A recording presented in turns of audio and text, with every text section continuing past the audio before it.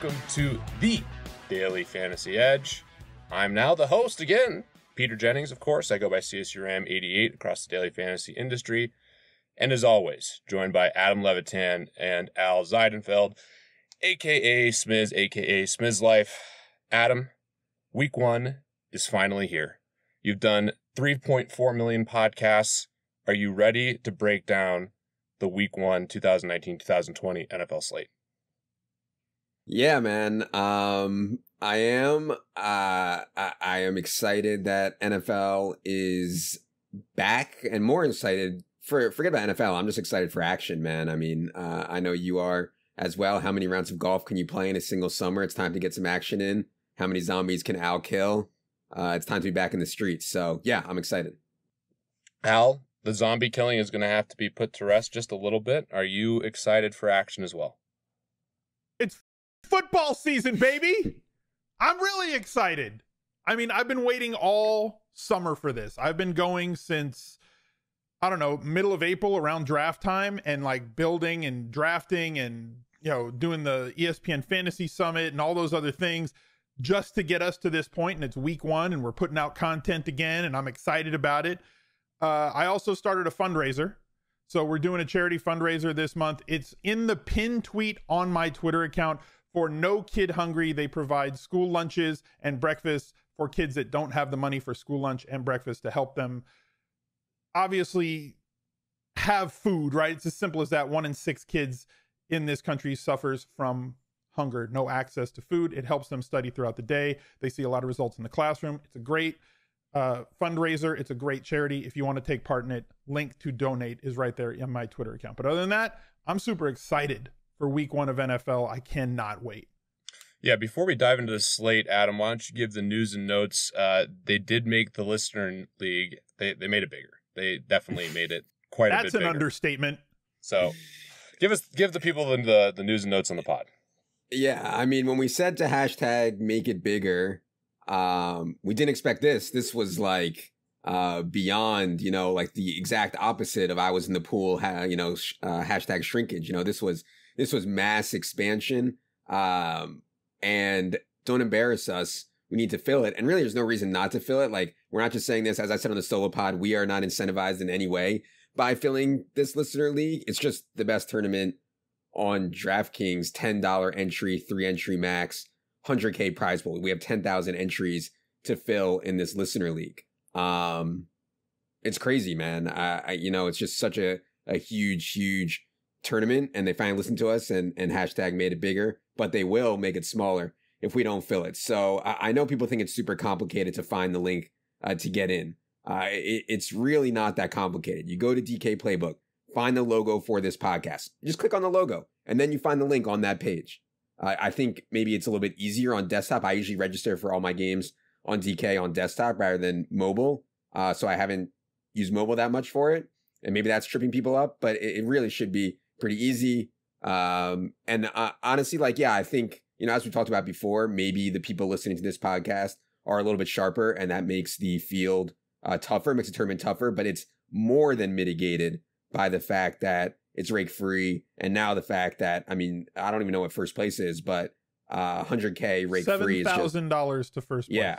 And a flat payout system that I know a lot of us talked about, Al's talked about a lot. And yeah, so just a huge tournament. I don't know. I'm rambling now, but they made it bigger, and that's always a good thing. Yeah, we have no financial incentive, but our pride is on the line. So we need everyone to get in there and fill it so they don't hashtag make it smaller. Let's dive into the games. We actually have one of the best games on the slate, especially from a total perspective. First, Adam, we have the Rams and Panthers with a total of 50.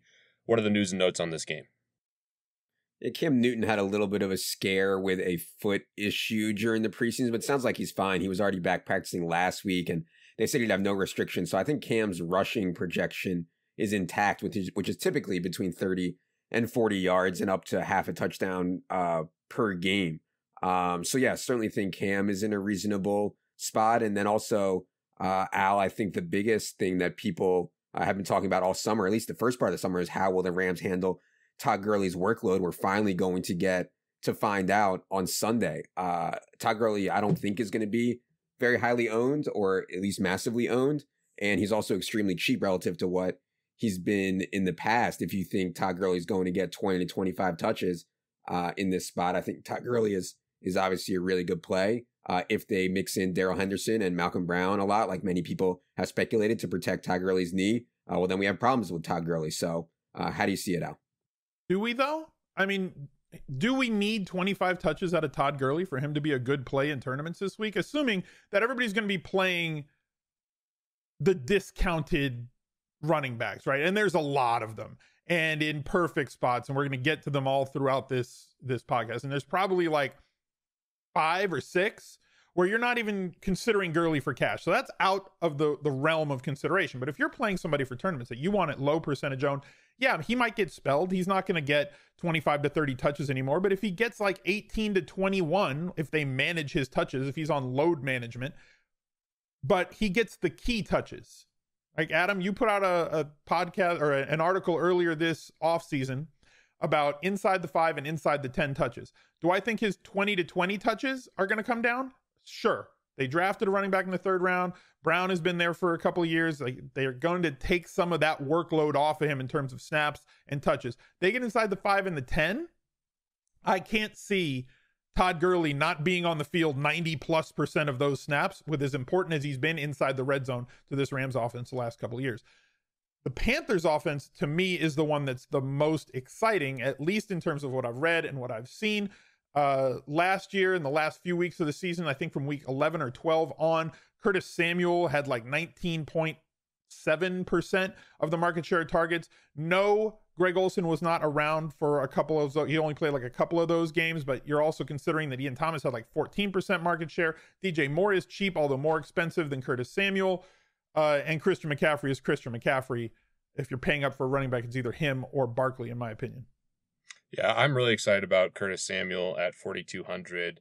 A lot of talk throughout the offseason about who will be the number one, DJ Moore or Curtis Samuel. I think both are electric players. Samuel's been the Panthers' best player all offseason and in camp, and I think he is going to be somewhat chalky, Adam. I guess you can talk more about that at 4,200. I do think DJ Moore will be a better play in terms of ownership.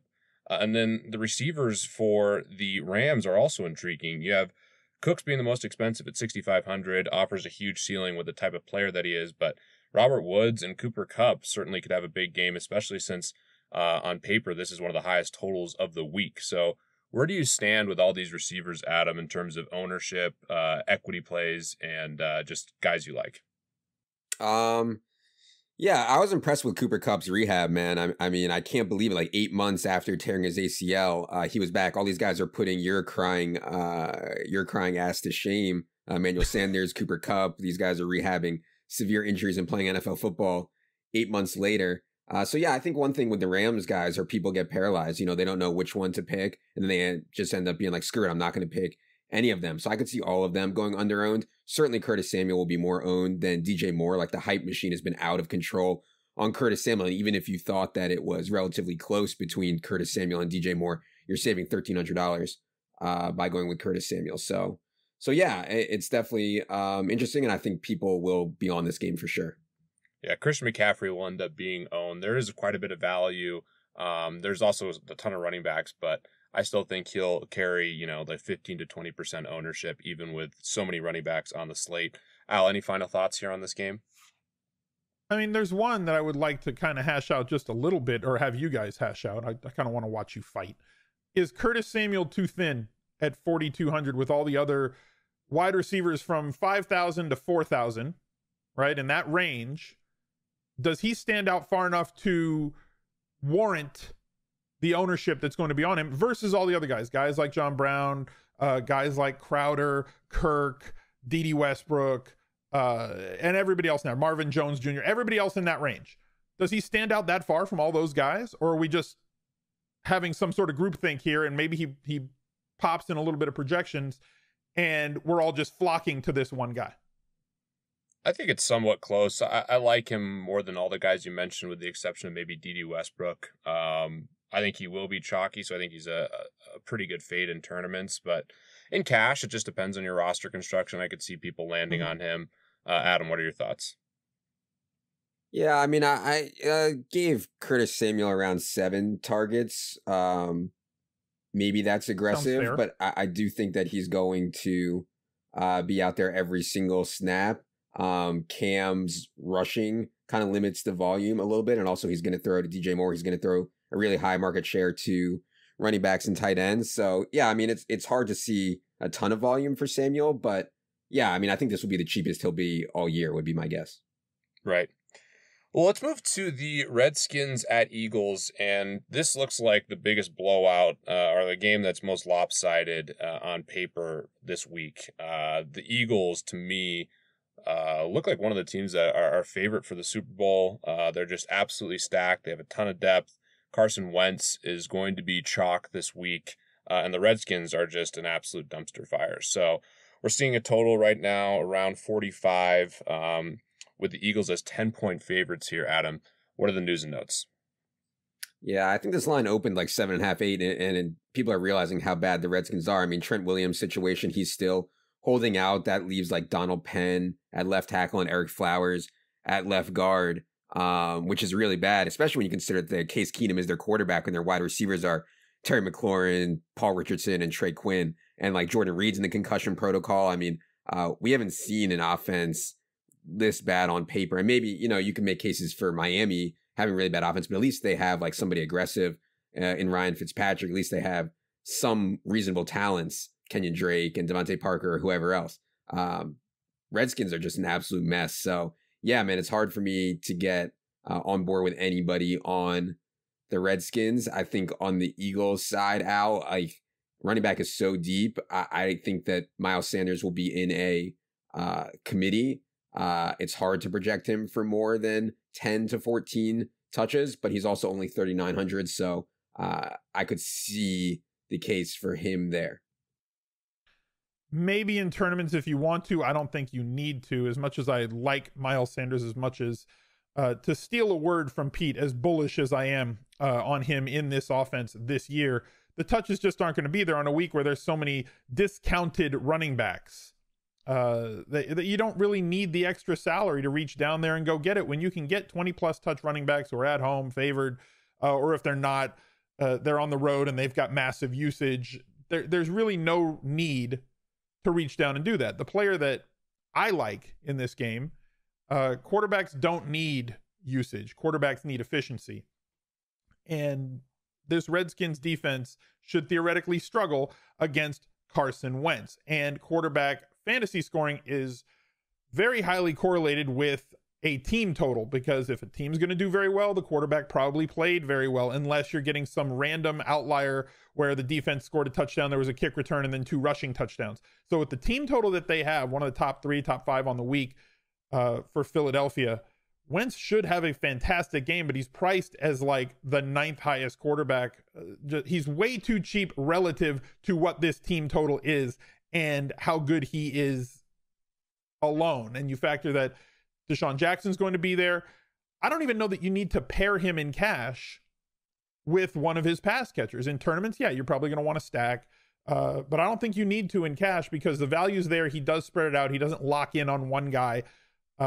Even Ertz should see a decreased market share of targets this year, with Goddard bumping up a little bit and then playing 2 tight ends as much as possible. But my favorite play in this game is Carson Wentz. Yeah, I'm totally with you there. The Eagles implied for the most points on the slate, with the Chiefs at 27.5 currently as we record here on Thursday morning. Carson Wentz, I think, is going to be chalky. A concern for his upside is that the Redskins aren't expected to score a lot of points. So in tournaments, I think I'm a little higher on Miles Sanders than you guys, just because I think he'll be very low owned with all of the options. And I'm specifically, I like Miles Sanders with the Eagles defense, which I think can have a field day. Adam, you mentioned the issues they have at the offensive line. Fletcher Cox is still one of the best players in the NFL. I think the Eagles defense could be very strong this year. So I like that play in tournaments just from an ownership perspective. And then in cash, Carson Wentz is the number 1 guy in my model right now, but I do want to talk through it, Adam. Are you concerned about Carson Wentz because the Redskins are implied for so few points and there's very little shootout equity, at least in the line right here? Yeah, I think you can make pretty good cases, especially through the data, that like ceiling games happen when offenses interact really well together. And in this game, the offenses don't really interact really well together because one team doesn't have an offense. So yeah, Wentz is certainly an awesome play. I have no problem with it, but in terms of shootout, yeah, it would really shock me. And like, I'm sure this is gonna be like the most popular bet of the week. People all like the fish are gonna like all the public's gonna like tease and like do money line parlays with the Eagles and stuff. But it's just really, I kind of agree with them. It's really hard for me to see Washington maintaining any type of pace with the Eagles. And what about the Eagles defense? Yeah, Eagles defense is great. All the listeners want to know. 3,600. Would you pay up for them though? Yeah, I think Eagles defense. I mean, paying up for defense is so slate dependent. I try not to do it, but they're certainly in an amazing spot. And all the listeners want to know, Adam, is Carson Wentz your cash game quarterback? I love that. You notice how many tweets like that? That whole bit is really caught on. Yeah. I am not saying anything related to who I'm playing whatsoever. Yeah. All right. Fine. We'll ask you about cash game questions as we keep going through these games. We have the Bills at Jets next, and this Jets offense is a little polarizing from a season-long perspective. And as we get to this game specifically, this is not a high total game, Adam. What are the news and notes here, and how are you attacking the spot?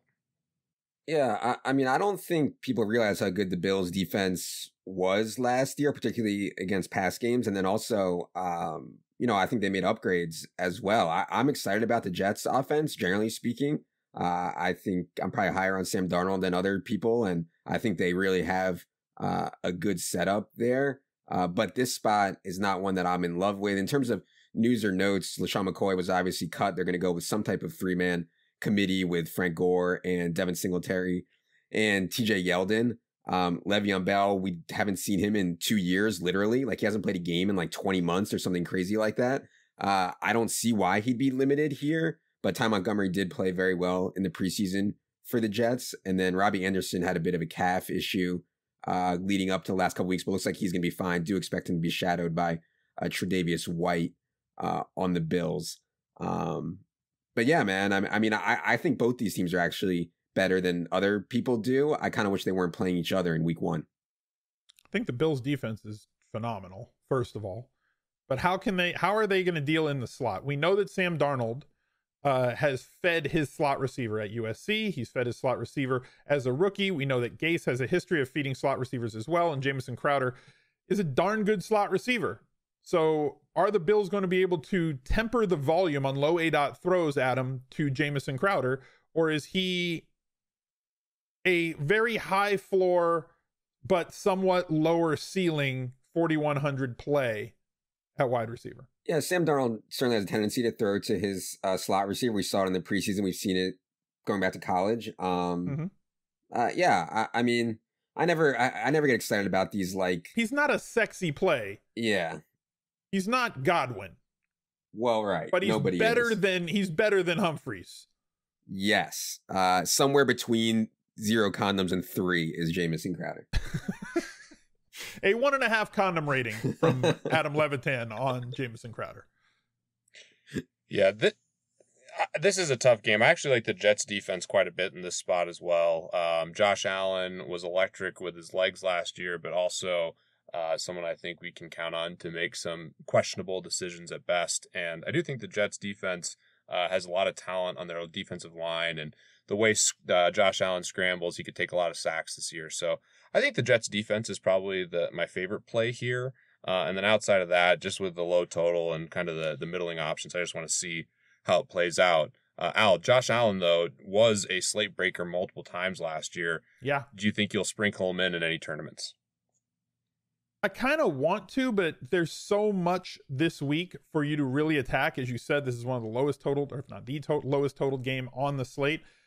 But he doesn't really need a high total for him to go off. And he's also got a wide receiver that you could pair him with who could get loose. John Brown definitely has downfield potential. And while the Jets defense is very good up front, their weak spot, their Achilles heel, would be defending the outside. So from a tournament perspective, a very low-owned tournament perspective for a stack, Allen to Brown. Yeah. Thoughts? I like it. I like Brown a lot this year, just for tournaments, given the type of player he is and his upside. And Josh Allen flashed so much upside last year as well that I do think it makes sense to have exposure to them. And maybe this is the week to do it just because it's going to be so low owned. But I don't like the game environment that much. What do you think, Adam? Yeah, I mean, you couldn't fit two players. You couldn't make up two players that fit better together for their skill set than John Brown and Josh Allen.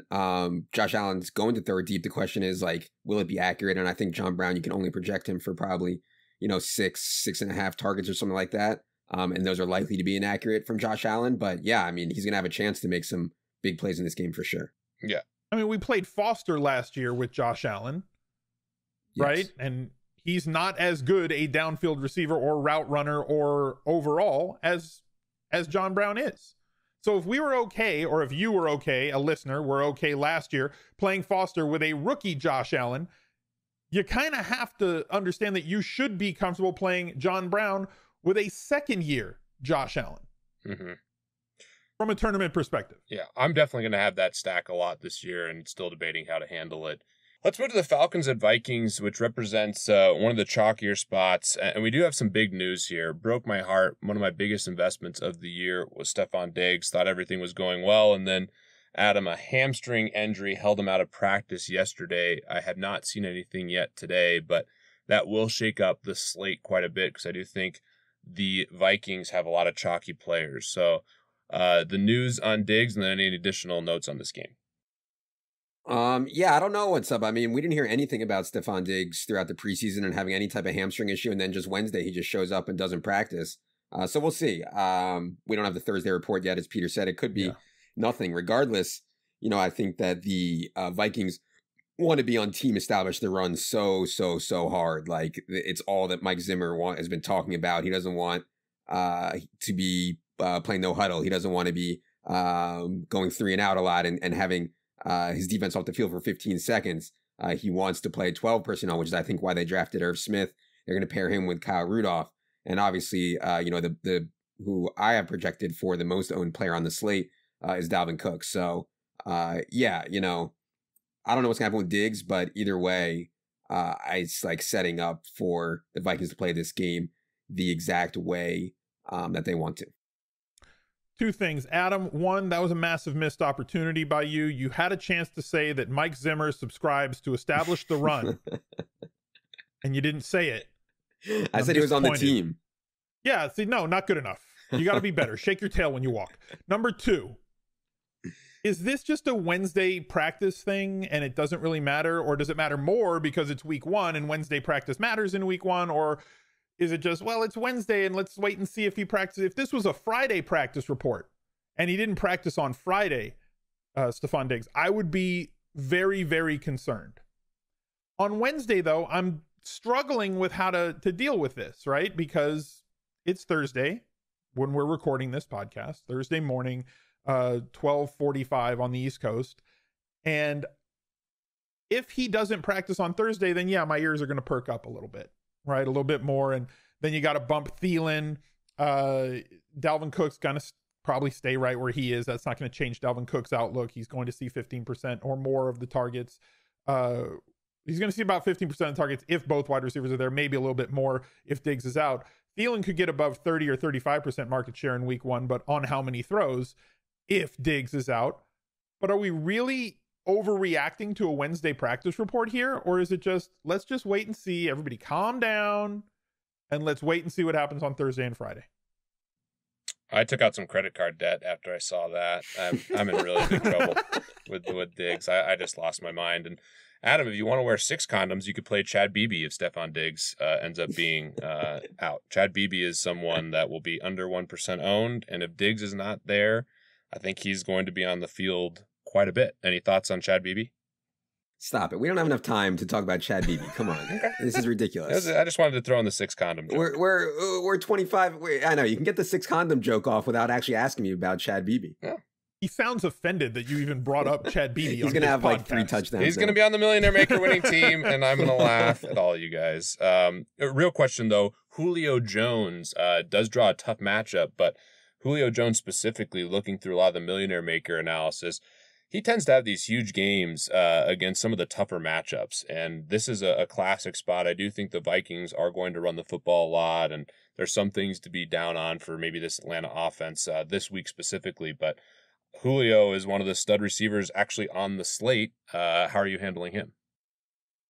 Yeah, Xavier Rhodes has done an awesome job against Julio Jones when they've matched up. I don't think they played last year, but I believe they played in both 2017 and 2016. I'm not sure how relevant that is. I think it's worth noting. And overall, obviously, Minnesota plays excellent defense. So, yeah, I mean, it's not a great spot for Julio, I would say. But he's Julio, so you just never know when the eruption is coming, I guess.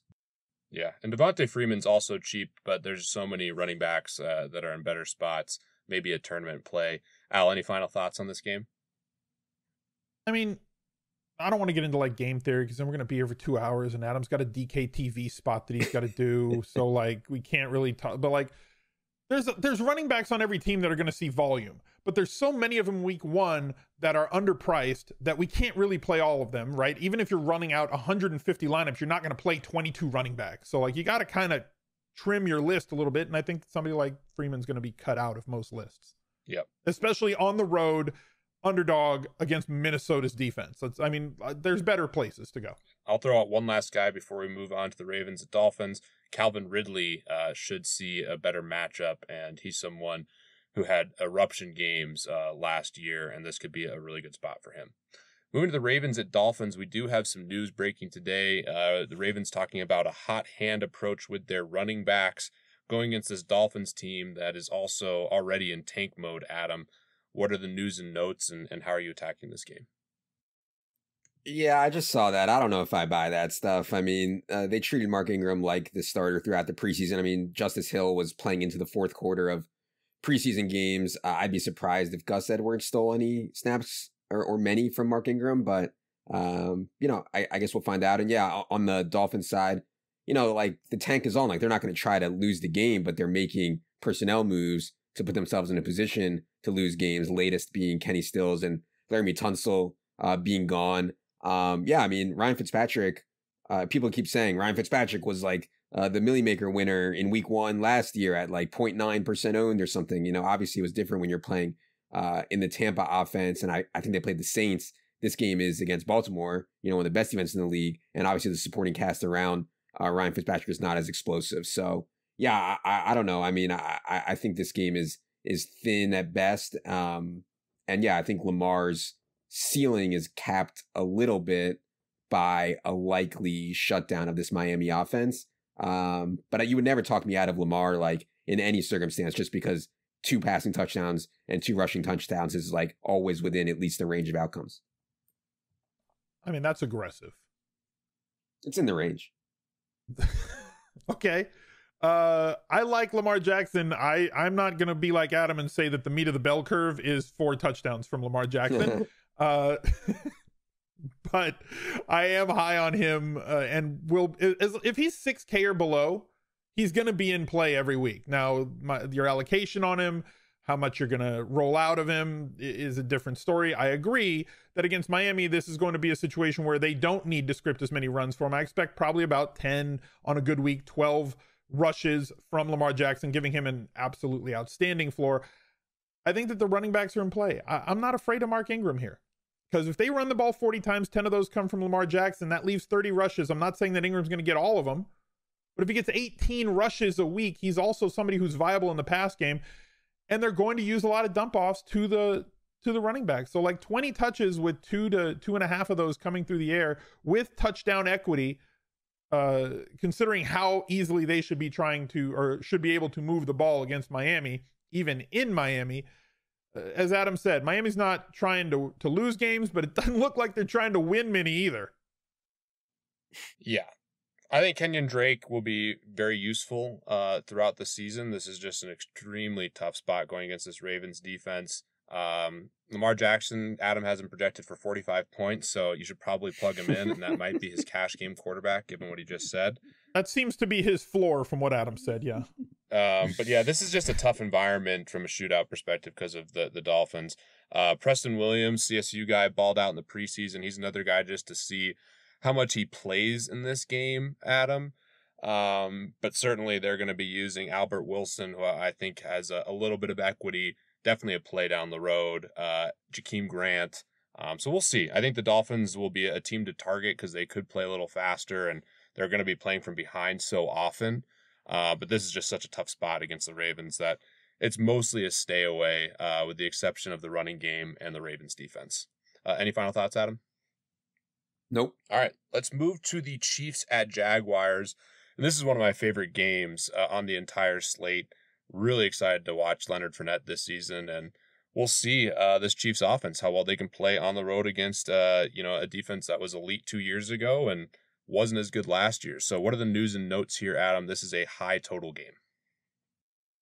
Yeah, Marquise Lee was like barely practicing and didn't play at all in the preseason. I saw a report that he's back practicing in full. I don't know if that means he's going to play Sunday or not. I would really doubt it. I am working under the assumption right now that Marquise Lee will not play, leaving D.D. Westbrook, DJ Chark, and Chris Conley as Jacksonville's 3 wide receiver set. Obviously, wide receivers against the Chiefs are typically going to be popular and strong plays because the Chiefs play fast, because the Chiefs run up the score, because the Chiefs don't have a lot of talent in their defense. I would note that the Chiefs did change their coordinator to Steve Spagnuolo.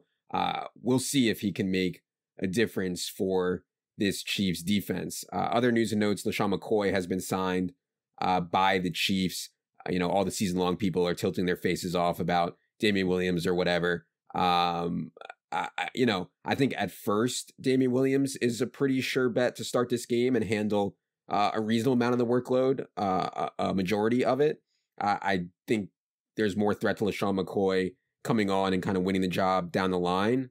But we'll see on that. I think in week 1, at least, Damian Williams nobody's going to click Damian Williams because they're all tilting their faces off about LaShawn McCoy already. Anybody who liked him. And they're playing Jacksonville. So yeah. And then, your boy Ty Scum Hill will be shadowed by Jalen Ramsey. And last year, when shadowed by Jalen Ramsey, he put up a 4-catch, 61-yard output. Now, it was also the only regular season game where Patrick Mahomes did not throw for a touchdown last year, was at home against the Jaguars. He did run for a touchdown that day, however, and did throw for 300 yards. The interesting part about that game is Jacksonville threw it over 60 times. They were down 20 at halftime. A lot of heat going to come D.D. Westbrook's way in terms of people clicking, right? He's getting every single one of the clicks, it seems like, in cash and in tournament consideration. He's going to grade very high. He's very cheap. He allows you to get the running backs that you want into your lineups. I expect ownership to be through the roof on D.D. Westbrook in week 1. But is there anybody else on Jacksonville from a pass catcher point of view that we can target here? Like you said, who else is going to play on the other side? Is it going to be Shark? Is it going to be Cole? Are we actually firing up Conley in a revenge game against Kansas City at 3,100 in tournaments? Oh, baby. Let's take a stroll down Narrative Street and let's go to Conley, who I really do think he will be the number 2/3 guy in this offense. I do think it's probably too cute week 1, but man, if you want to pivot off D.D. Westbrook, who's definitely going to be chalk, I think he's one of the highest equity plays on the slate. Conley, I do think we'll see quite a few snaps in this game. And the revenge factor, Adam, this is not quite Steve Smith versus the Panthers, but this is a good spot here. Yeah. I wonder, I need players to have a revenge rating. Like it's a Madden rating, right? So like Steve Smith would be 100. He would be a level, like a 99 overall in the revenge rating category. I don't know what Chris Conley's revenge rating would be. So I don't know how to grade this revenge game for him. Like Antonio Brown, 99 revenge rating.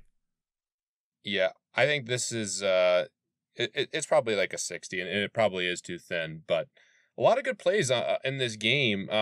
Travis Kelce at tight end. I think we can talk a little bit more about tight end specifically. He's obviously the most expensive. I think he's in one of the better matchups for the Chiefs offensive players.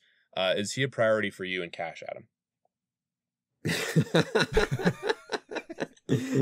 Not answering that. I think no, he already answered this on the salary release party. We know this one. I'm sorry, Adam. I had to speak for you there. We know that he is going with the Mahomes Kelce stack in his cash games.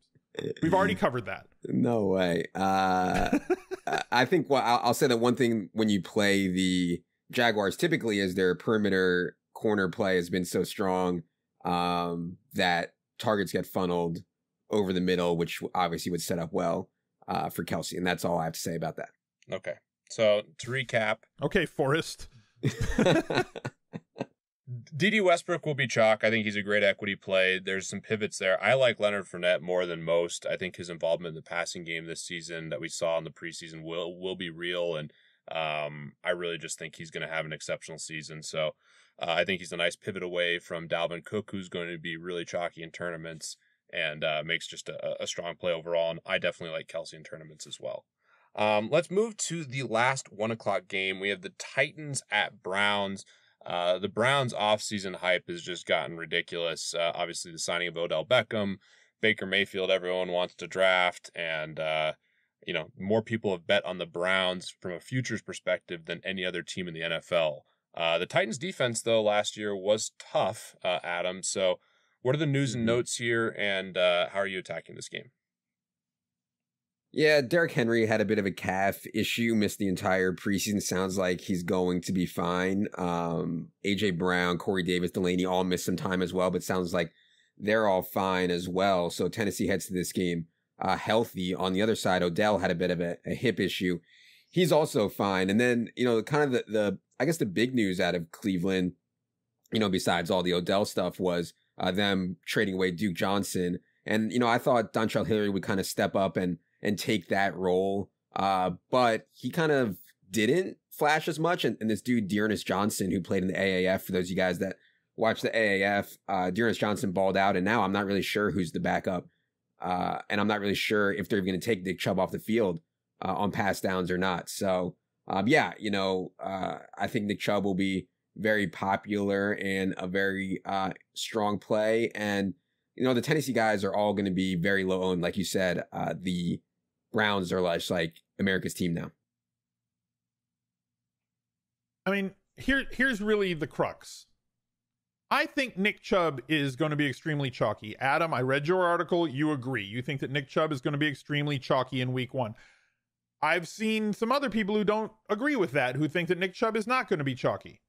So, and maybe that just comes down to there's so many running backs to play that nobody's going to really carry. Now, especially now that Pollard is off the slate, who would have been by far the highest owned player. So thankfully he's gone. The ownership on everybody is going to be held down because there's just so many different guys that you could theoretically play. It's going to come down to salt to taste, chocolate versus vanilla, which one you just like to play because of your own personal biases. I personally think that Nick Chubb should be and will be one of the 3 highest owned running backs on the slate, though I have seen a lot of things that kind of make me think that I could be wrong here. Is he or is he not going to be highly owned? My guess is he's highly owned. I think people will click Chubb more than they'll click guys like Leonard Fournette, who we just talked about. I think Dalvin Cook is certainly going to be higher owned, but outside of him, it's hard to find someone that you can say for sure is going to be more highly owned than Nick Chubb. One contrarian pivot play in tournaments, David Njoku, I think, is a really, really talented player who's been up and down, and certainly the addition of Odell Beckham is going to take away some targets, but I think he has a really good chance to be a red zone monster. And at 3,700 at tight end, I don't think many people are going to be clicking him. I think there's a couple chalky plays, and I think Njoku could be one of the low-owned guys, and if you want to be contrarian with this offense. Al, your thoughts on Njoku? I'm okay with Njoku, but if I'm going after a off-the-board sort of tournament play with everybody, look, Pete, we talked about this forever. Way back in the days when we were doing, GL shows, back in the early days of this podcast, the easiest way to be contrarian is to pick the players on the good offense when everybody else is clicking the non-correlated plays. So if everybody is stuffing Chubb, then why not just go Baker pass catcher? Why not keep it as simple as Baker to Beckham? Why not, if you want to go off the charts? I'm surprised you didn't mention this, even though you did already get a CSU drop on the show. I'm a little shocked you didn't go with Baker to Higgins. I do like that one quite a bit. Higgins, that's also a big note. Callaway just had an awful offseason and came in. They're really disappointed with him. He's not going to play. And Higgins is clearly the number 3 receiver for this Browns team. Standout star at CSU, someone that I've been targeting late in drafts, and I like that call quite a bit. I think that's a pivot that you can make. A cheaper stack along with Njoku that makes a lot of sense. And then running it back, I do think Tennessee has a couple options that are interesting. Corey Davis as well as A.J. Brown.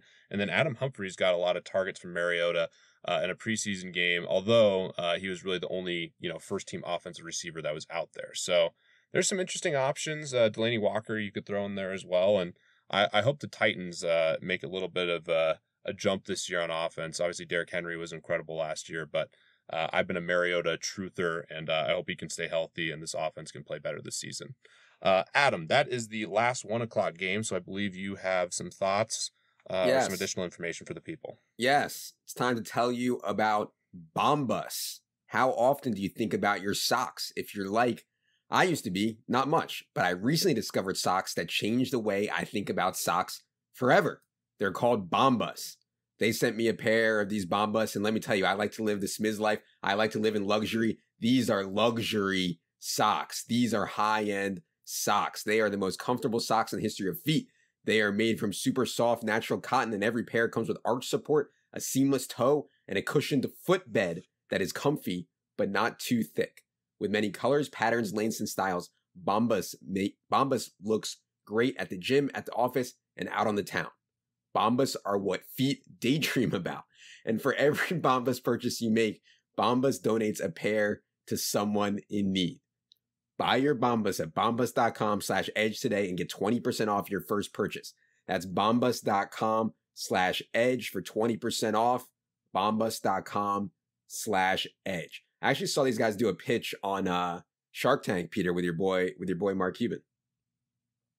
And they got funded. Oh, yeah, and they got funded. Yeah. Cool. Somehow you got a pair of these incredible, comfortable socks. And we're not bitter at all about it because I didn't get any socks. I love socks. I, in fact, had hundreds of pairs of socks that couldn't be matched on my dining room table for part of the summer. So those are now not there, and I'm going to have to get some Bombas socks. Here we go. For the rest of the podcast, me and Pete are going to be doing sockless commentary. Exactly. Well, let's kick it to the 4 o'clock games.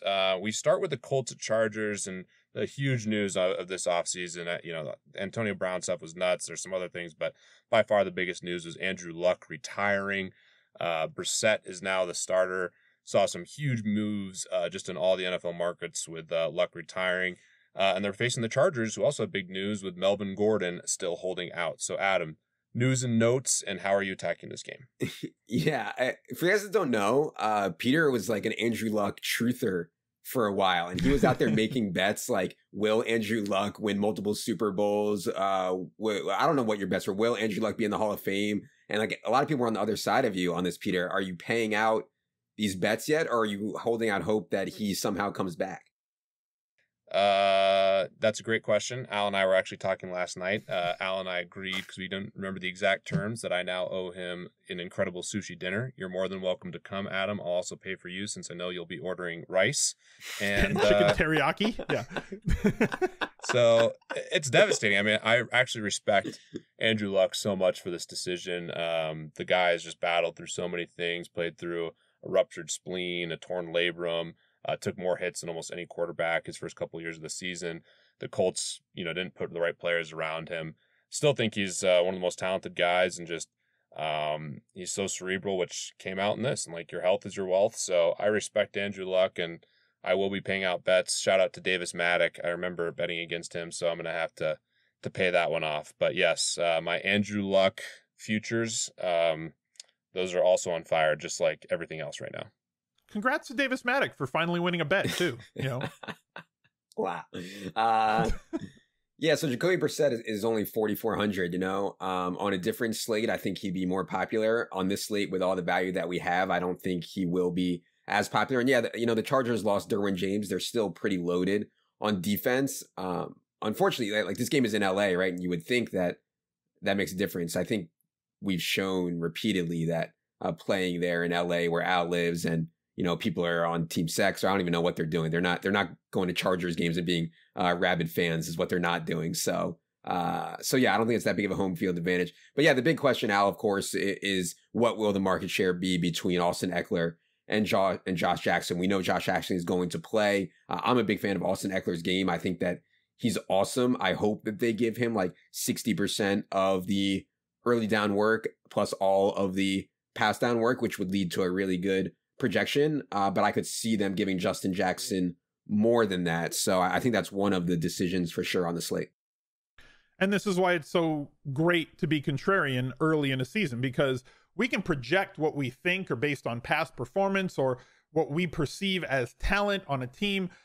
My personal opinion is that Austin Eckler is going to get 16 to 18 combined touches in week 1, and that Jackson will probably get, 10 to 12, 10 or 10 to 13. I think that Eckler will get more than Jackson. I could be way wrong on that. So if you believe that Jackson's going to get 18 touches, most of them coming through carries, and they're going to use Eckler a little bit more in the passing game, maybe split him out and only give him 10 carries, then you'll probably be on the right side of history if that does happen. But we just don't know. My belief is that Eckler is going to be the guy.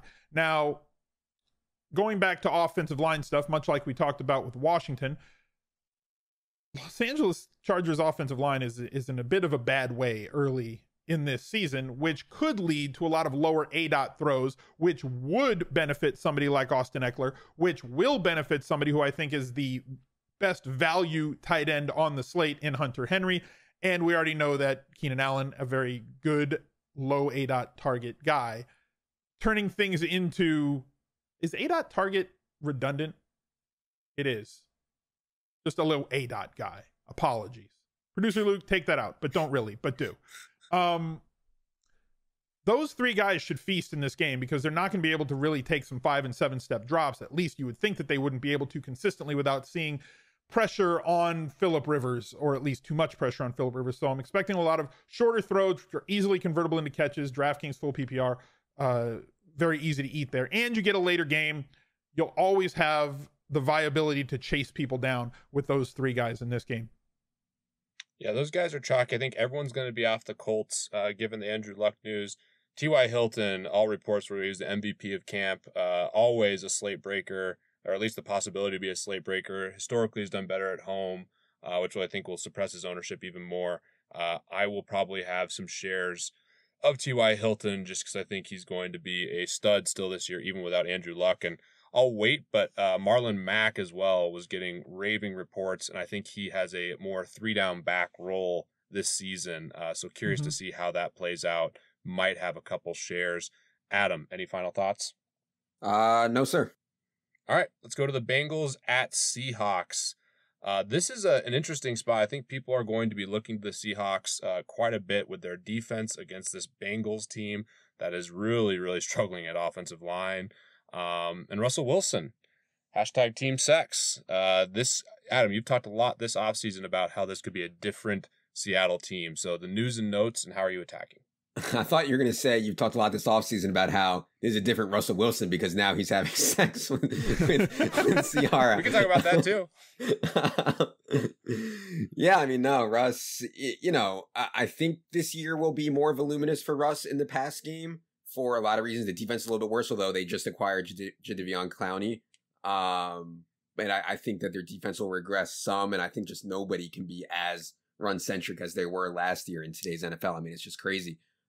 Do I think that will be in this game where all of a sudden we'll see this spike in passing volume for Russ? That's really the question, because no AJ Green, massive offensive line issues and injuries for the Bengals. Going to Seattle is always extremely difficult. So is this a game where they really need Russ to get the pass volume up? I think that's the question. If they do, I mean, if Russ pass volume is up in this game, he's going to smash, because since he has major problems in the back end, major problems in the slot, where your boy Tyler Lockett will be now that Doug Baldwin is gone. So, yeah, to me, that's another one of the biggest questions on the slate is, like, do you think Cincinnati's offense can pose any threat to force Russ's hand whatsoever?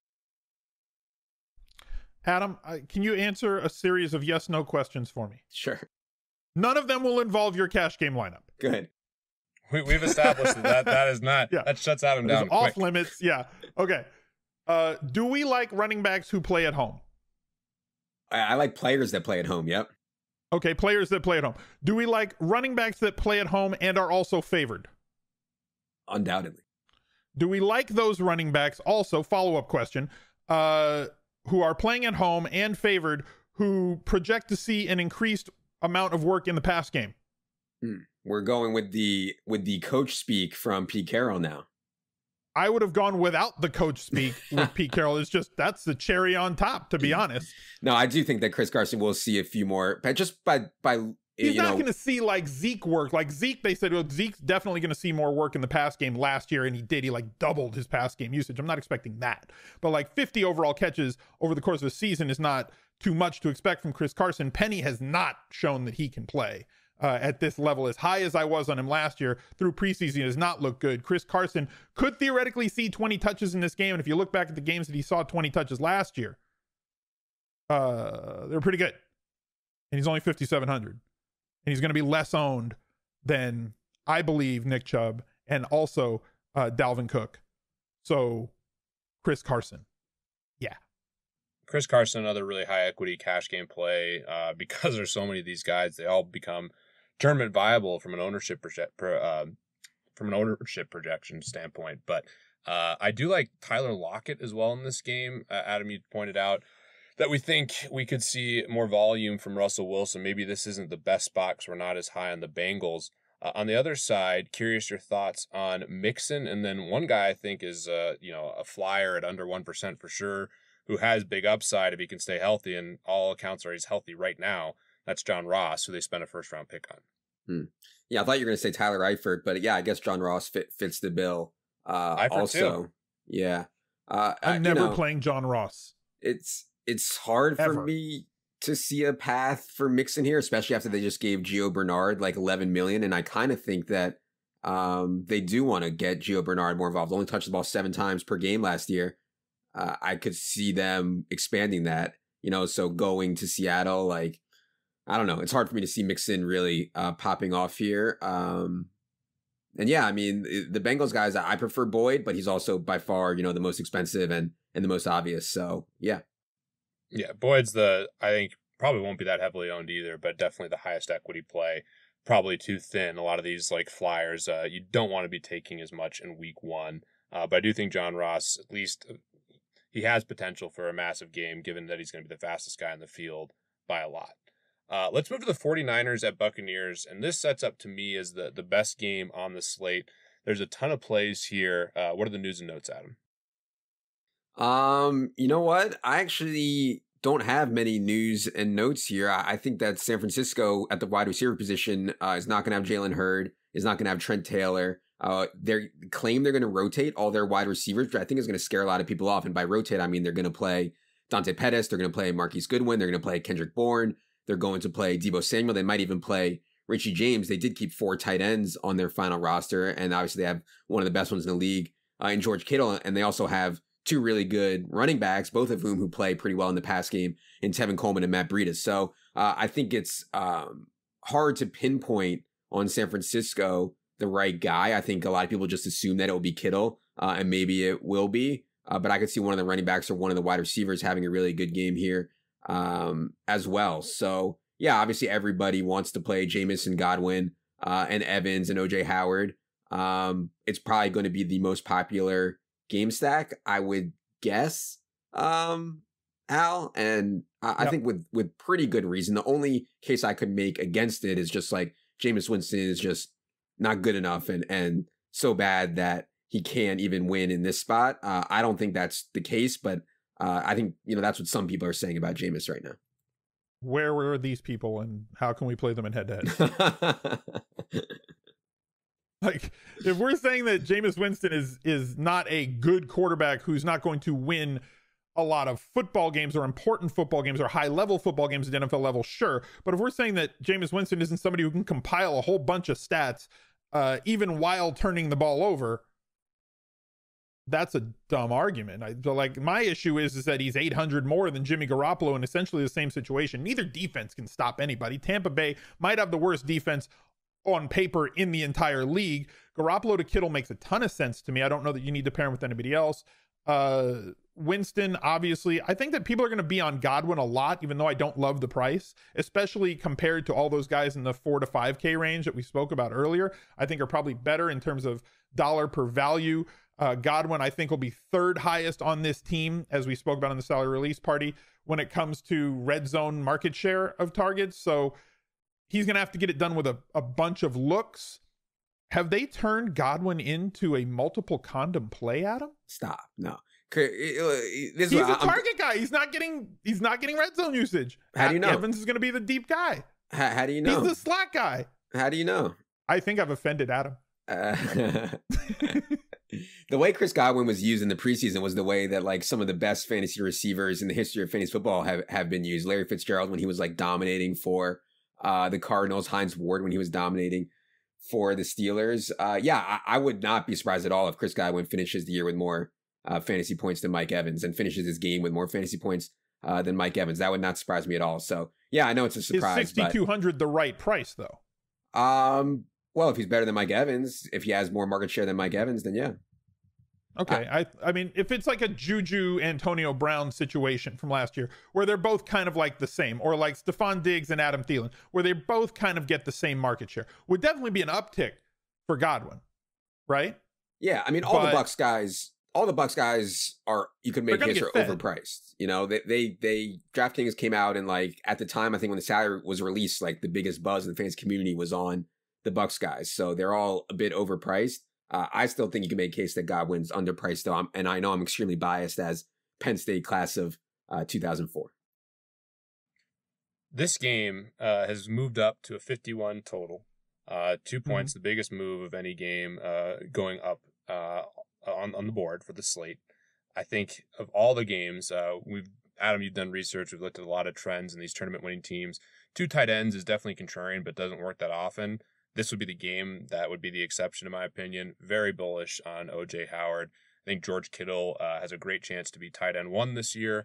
And I'm going to be playing all the dudes in this game, to steal your phrase, Al. I think this is an incredible spot. I think you can play both running backs for San Francisco. Coleman will probably come in very underowned after Matt Breida was listed number 1 on the depth chart. And I still think Coleman will be the number 1 guy. And you got 3 guys on Tampa Bay that you know have really high upside in Evans, Godwin, and Howard, and I think you can sprinkle them in across the board. I guess the one downside would be ownership.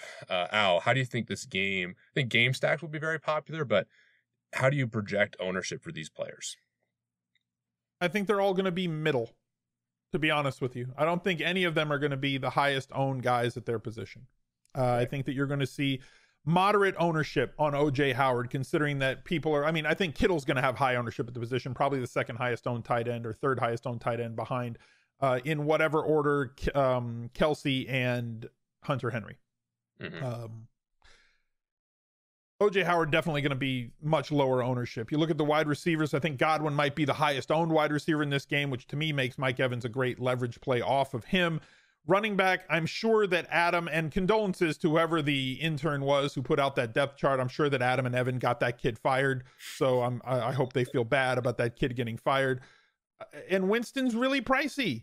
Winston is way up there in terms of price. He's the second highest quarterback on the slate who is playing because Andrew Luck is retired. So to me, Garoppolo is the better play. Yeah.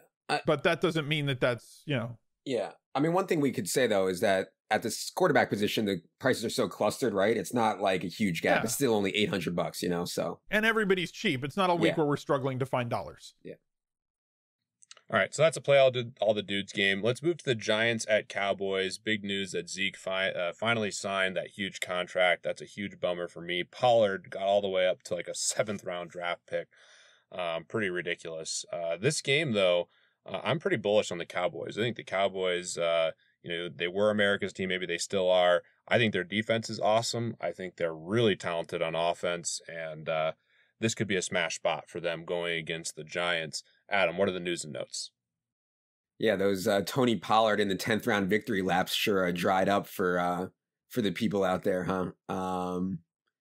Yeah, I don't know how much Ezekiel Elliott's going to play. They the initial report on like day one was 20 to 25 snaps. That sounds really low to me, assuming Zeke is in some type of reasonable shape. But, you know, I think if you talk to any trainer or doctor, they would tell you that when you're coming off a long layoff, and not that Zeke wasn't working out, but coming off of a long football layoff, that you're more likely to get hurt in your first game back. So maybe they do try to take it easy here. You could say that they're more likely to take it easy here because they're home against the Giants and Eli Manning. So yeah, Amari Cooper's foot issue sounds like he's going to be fine. They said that he's doing okay.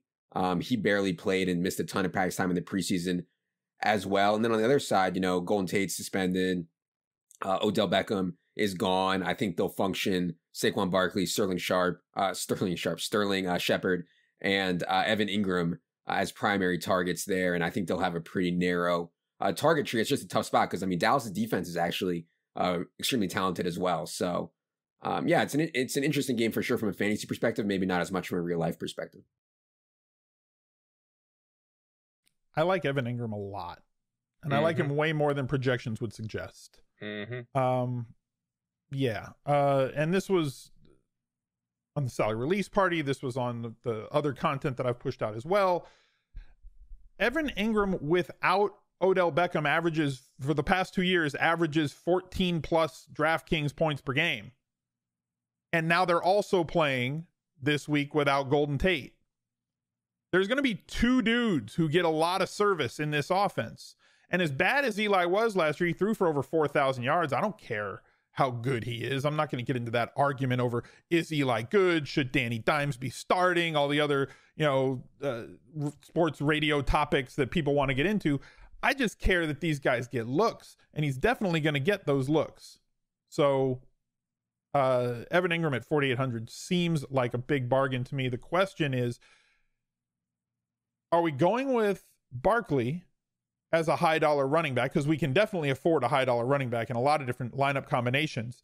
Or are we hitting up CMC? I kind of want to split both. I think that the ownership's going to reflect that most people are going to split both. I don't see that one is going to be 30 and the other 10. I think that they both kind of hover around the same ownership, kind of like in golf, right? Where like nobody wants to pick between the big studs. They're always 20 to 30% owned, every one of them. Yeah, I kind of see it breaking down that way as well. Zeke definitely muddles things a little bit as well. I think people are certainly going to click him, especially with all the news around his contract. The savings on McCaffrey versus Elliott's $400. Barkley, I do think, is going to be right there with McCaffrey. I've mentioned some of the contrarian pivots in other games. I think almost all of them are really thin. This game, I think there's some great options. On the Cowboys side, another CSU receiver who has just balled out all offseason into the preseason, Michael Gallup. I think he could be one of the guys that is a league winner in season long, and he could be the cheapest he'll be all year in this week. So I really like him, and I'm totally with you on Ingram. If Ingram's going to be lower owned than a lot of these other tight ends, I think he's the perfect DraftKings play. He's going to get peppered with targets and has a real shot to go over 100 yards. So I like Ingram. I like Shepard. I like Gallup as a contrarian play on the Cowboys. And I'm not going to talk about Amari Cooper, but you certainly can, Adam. I did. I said he's a little bit hurt, but he's expected to play. It sounds like a spot where he'll be low owned, which is when you should be playing Amari Cooper. Okay.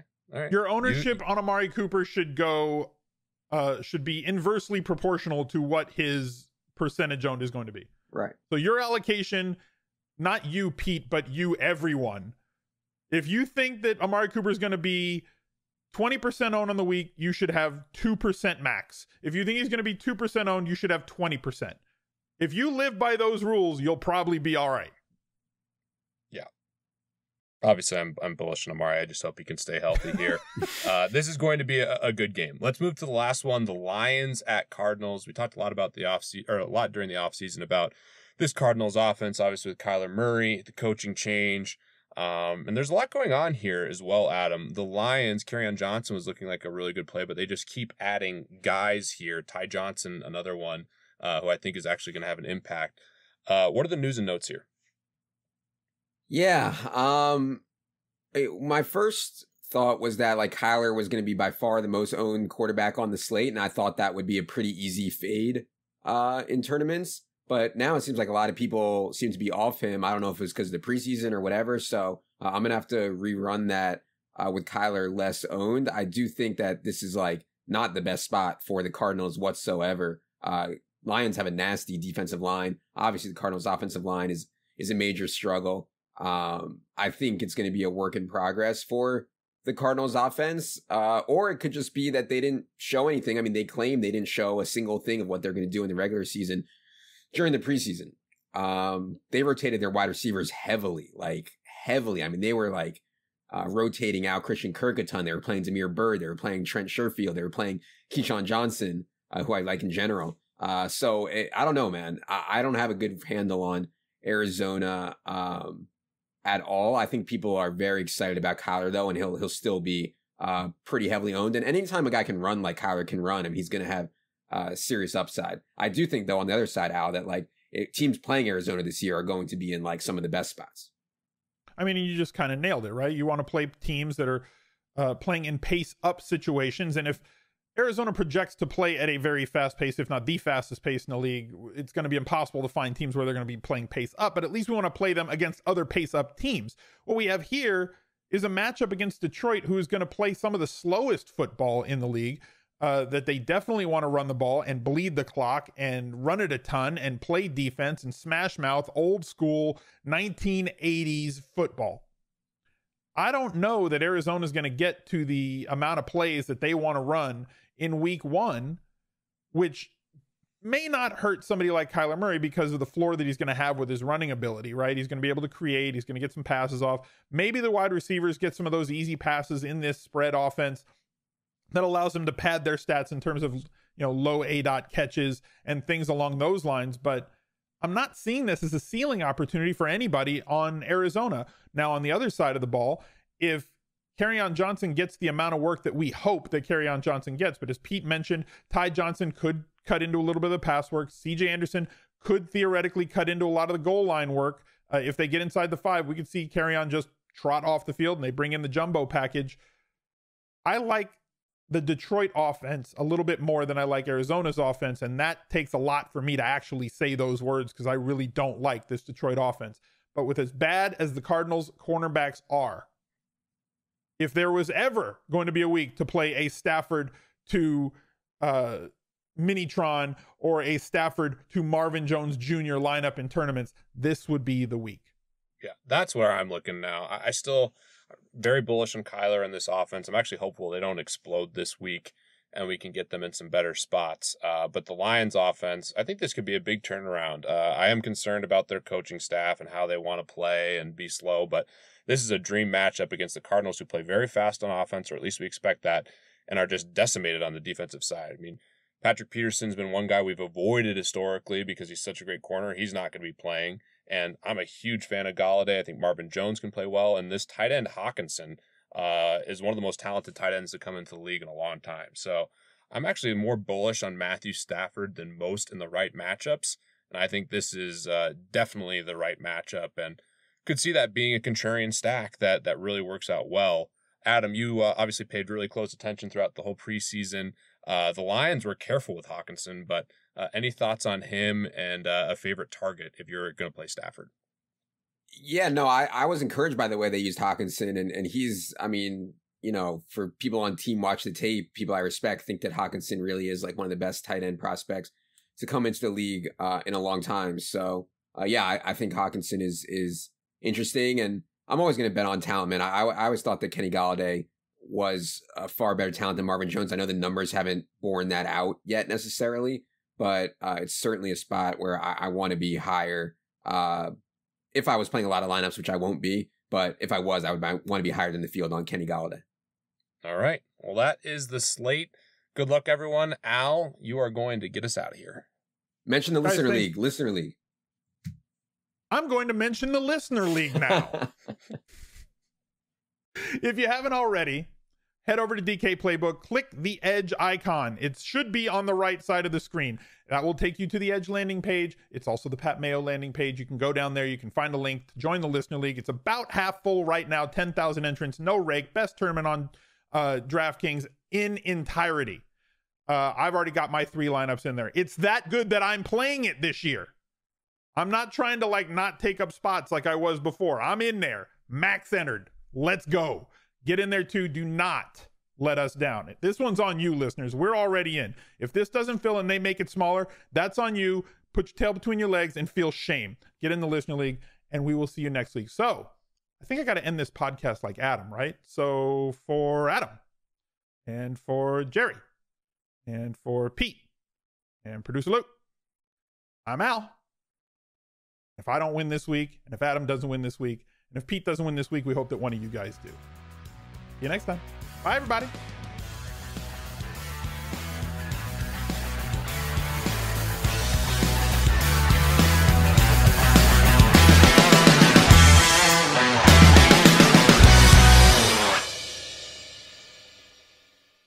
We are promoters at DraftKings and also avid fans. Our usernames are Adam Levitan, Al Smizzle, and CSU Ram 88. We may sometimes play on our personal accounts in the games that we offer advice on. Although we have expressed our personal view on the games and strategies in this podcast, they do not necessarily reflect the views of DraftKings, and we also may deploy different players and strategies than what we recommended in this podcast.